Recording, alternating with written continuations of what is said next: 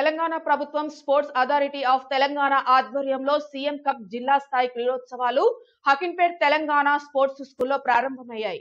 సోమవారం kabaddi, volleyball, kho kho, football, cycling క్రీడలను నిర్వహించారు. సుమారు 500 మంది క్రీడాకారులు పాల్గొన్నారు. హకీంపేట్ స్పోర్ట్స్ స్కూల్లో సీఎం కప్ జిల్లా స్థాయి క్రీడలు ప్రారంభమయ్యాయి. ఈ క్రీడా పోటీలలో గెలుపొందిన క్రీడాకారులను రాష్ట్ర స్థాయి క్రీడా పోటీలకు పంపించడం జరుగుతుందని అధికారులు తెలిపారు.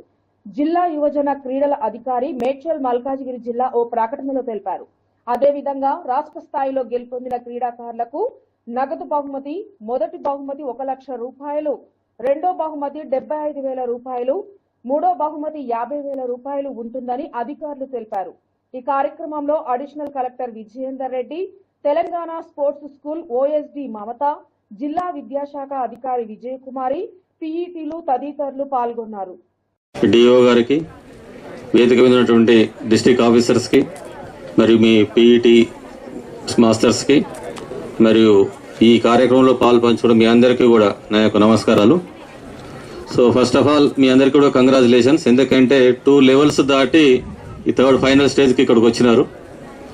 సో లాస్ట్ టైం మనకు ఇంతకుముందు డిఓ గారు చెప్పినట్లు కబడ్డీ, ఖోఖోలో స్టేట్ లెవెల్లో 2nd ప్రైజ్ మన జిల్లాకు రావడం ఎంతో గర్వకారణం. So this time also you all participate, చాలా ఇంట్రెస్ట్గా స్పోర్టివ్గా పార్టిసిపేట్ అయ్యి మన స్టేట్ లెవెల్లో మన జిల్లాకు కూడా మంచి కప్స్ రావాలని కోరుకుంటున్నాను.